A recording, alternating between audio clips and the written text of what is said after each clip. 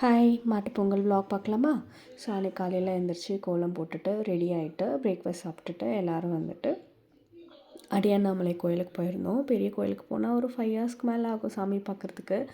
அதனால் இங்கே போயிட்டு சாமியெல்லாம் கும்பிட்டுட்டு ரொம்ப ஃப்ரீயாக இருந்தது. பொறுமையாக சாமி கும்பிட்டுட்டு நல்லா ரிலாக்ஸ்டாக உட்காந்துட்டு இந்த கோயிலுக்கு போனால் ஒரு அமைதி கிடைக்கும்ல, அதெல்லாம் நல்லா ஃபீல் பண்ணிவிட்டு வீட்டுக்கு வந்துட்டோம்.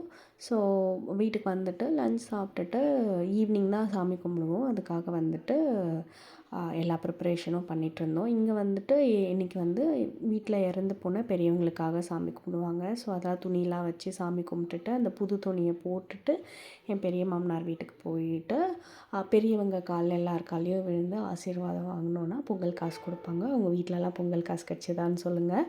ஸோ அதுக்கப்புறம் வந்துட்டு ஒரு 10க்கு மேலே என் அம்மா வீட்டுக்கு போயிட்டேன். அங்கே வந்துட்டு சாமி ஊர்வலம் வந்தது. அதெல்லாம் பார்த்துட்டு நைட்டு தூங்கியாச்சு. Happy living.